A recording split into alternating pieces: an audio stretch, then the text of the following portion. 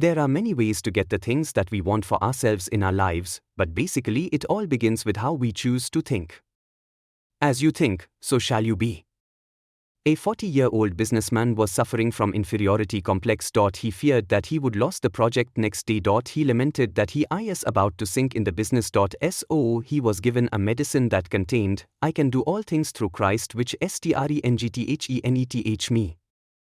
He was prescribed to say these words repeatedly in his mind. The formula worked magically and he won the project. Gradually he attained a strong, steady, reasonable confidence. Everyone is going to hit adversity. It is how you deal with that adversity. And the key word is you, not letting somebody else deal with that adversity. You have to deal with that adversity, and how you deal with it. Are you going to fight through it, or are you going to curl up and just roll over into the corner?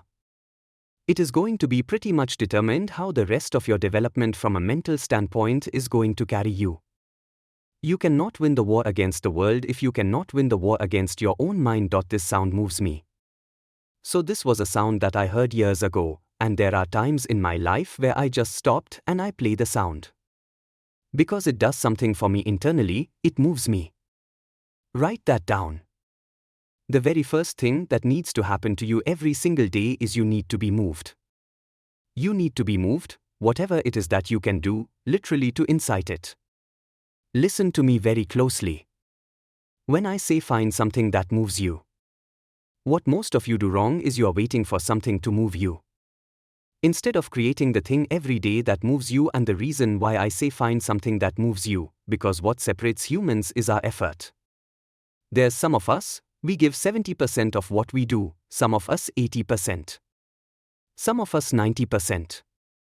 Some of us 100%, some of us are 120%. And so when you move and you are moved, it allows you to operate at a whole different level. We kind of have this idea that while you are free as a child, and that you have a certain delightful, wonderful, positive freedom as a child, and then that's given up as you approach adulthood. But the truth of the matter is that you have a lot of potential as a child, but none of that is capable of manifesting itself as freedom before you become disciplined. And discipline is a matter of the imposition of order. And the order is necessary, especially for people who are hopeless and nihilistic, and lots of people are hopeless and nihilistic, way more people than you think. And part of that is because no one's ever really encouraged them. And so the book is in part a matter of encouragement. It's like lay a disciplinary structure on yourself, get the chaos in check, and then you can move towards a state that's free because it's disciplined first. Like, look, if you are going to become a concert violinist, there's going to be several thousand hours of extraordinarily disciplined practice. That's the imposition of order on your potential, let's say, but what comes out of that is a much grander freedom. And so in virtually every freedom that you have in life, that's true freedom is purchased at the price of discipline.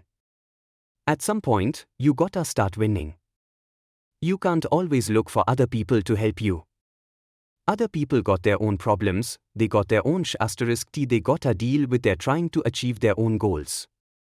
They are willing to assist, but after a while, if you constantly looking for assistance, constantly looking for help, it's on you. Your failure and your success is on you. So win your mind. At the end of the day, the greatest battle we'll ever fight is not against the world, it's against our own minds. Our doubts, fears, and limiting beliefs try to hold us back, but the moment we decide to take control, everything changes.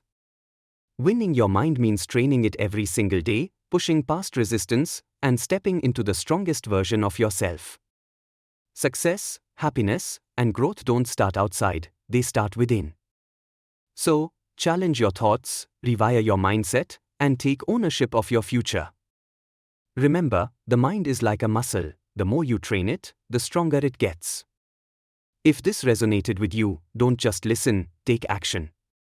Subscribe to the Mind Gym and let's keep leveling up together. Your best self is waiting, are you ready to claim it?